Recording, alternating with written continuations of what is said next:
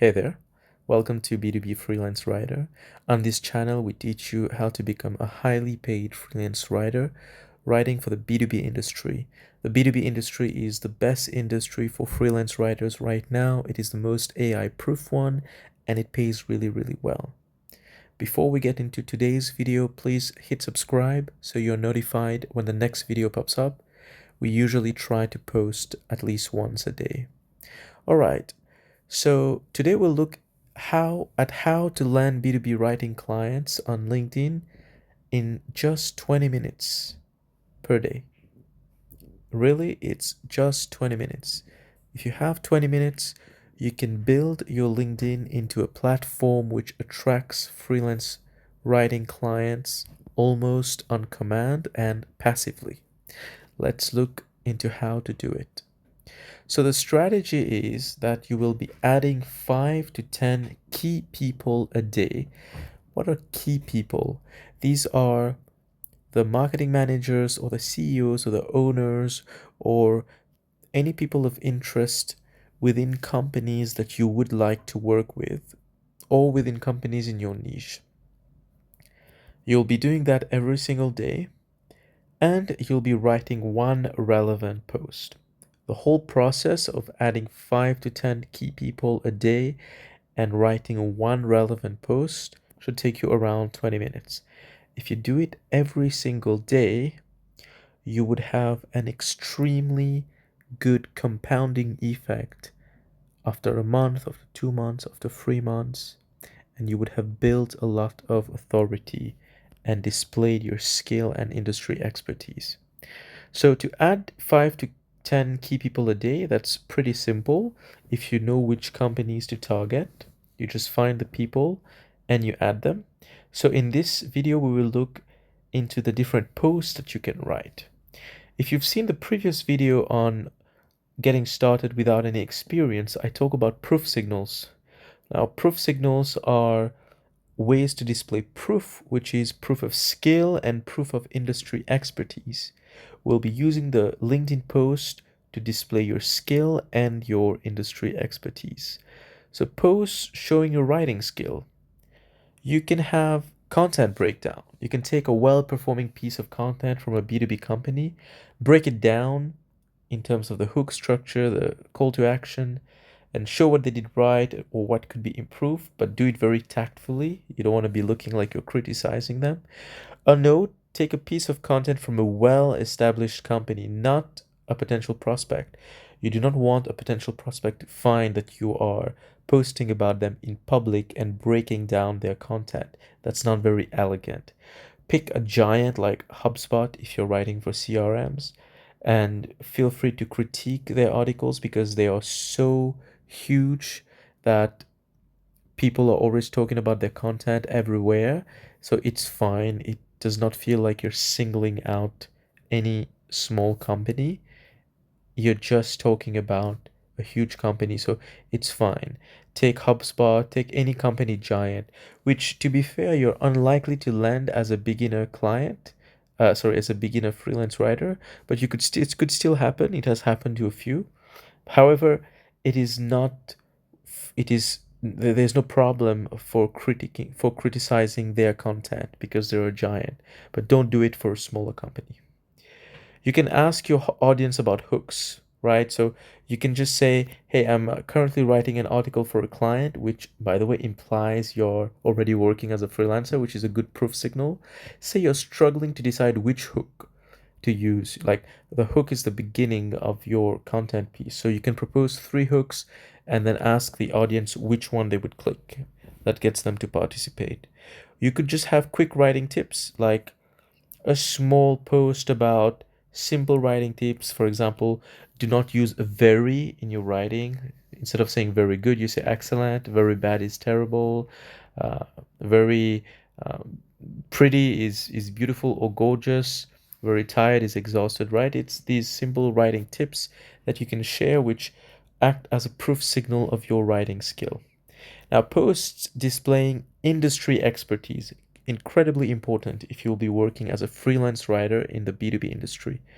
You can have some form of trend commentary. So you find a news article about your niche, you summarize it in a few bullet points. You can use AI for that, and you add your take. So what does it mean for this industry? You add your own thoughts. Again, that's showing that you have industry expertise, that you think about the industry. Very, very good proof signals. You can talk about tool comparisons. Remember, I've talked about using tools in your niche as a way to learn about them if they have free trials. So you could talk about that. Again, take the giant ones. For example, HubSpot versus Salesforce for CRM.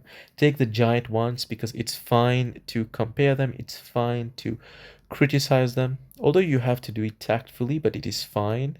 Do not take smaller companies, or rather companies that might become your clients. And then just compare them and say which one is better. You can make mistake posts. For example, most CRM blogs make this one mistake, and the mistake is usually framed around not understanding the industry, right? Or it could be a mistake post about specific skill, for example, not writing attention grabbing headlines. Then it would be a display of skill. And then you show how to fix it, or you suggest a way to fix it. You can share resources, books, podcasts, newsletters you recommend, why they're useful. Yeah, it's a bonus if they're niche specific. Anything is a bonus if it's niche specific, actually. You can write a case study. Now, it doesn't have to be for a real client, but you're not lying either. You can just make up a fictional client situation. Or you could write about something you've seen on HubSpot or one of the giants, and you can just rewrite it. Just be honest. Don't pretend like it's your client, but you don't have to say it's not your client. You could just imply that well, don't imply that it's your client as well, but it shows that you are dealing with clients in some way, which is not bad, to be honest. It's not bad, and you will be adding value by writing this case study. You can have prediction posts. Now, this is pretty big on LinkedIn. So share 3 predictions of your niche in the next year. So CRM trends for 2026, 2027. And it shows you're thinking ahead, but it also establishes you as an authority because it's really the big names in the industry who make predictions. And the cool thing is no one's going to check if your prediction became real or not. They Unless someone really wants to cross check you, it's not going to happen. But the effect of making prediction posts suggests that you're someone who is familiar with the industry and thinks about the industry a lot, so much that you're having predictions. Very, very good proof signal to display your industry expertise. Remember, what we are after is not a client on day one. What we're after is the compounding effect. So a little bit every day will compound into huge results sooner than you think. But on day one, you won't see much. And your posts will get lost as you post more. The post of day one will be lost by day 31, but that does not matter. What matters is the audience you build, the attention you capture, and the authority you gather. That's the real win. And the audience you build, you'll be adding people, you'll be commenting on people's posts as well. I should have written that somewhere, but again, if you've made it this far in this video, here you go. Extra tip, go leave a thoughtful comment on the posts of key people. So the key people are sharing a post. You go there and you leave a thoughtful comment. So you're just not going to say nice post or great post, but you will leave a thoughtful comment that displays your industry expertise.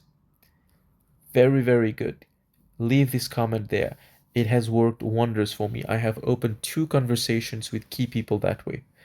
I should have written it in this doc, but again, if you're here, that's your free tip. Very, very good. But doing that and adding people, leaving comments, so interacting with these people, not only interacting with them in the private messages, but with their posts, resharing their posts, etc. And then posting about things that suggest your writing skill, proof signals for your skill, proof signals for your industry expertise. All of these combined, as time goes, only 20 minutes per day, you will have clients getting into your DMs guaranteed. And even if you don't, the audience, the attention, the authority that you've built, that momentum is such that when you reach out to a client, you have proof signals all over the place.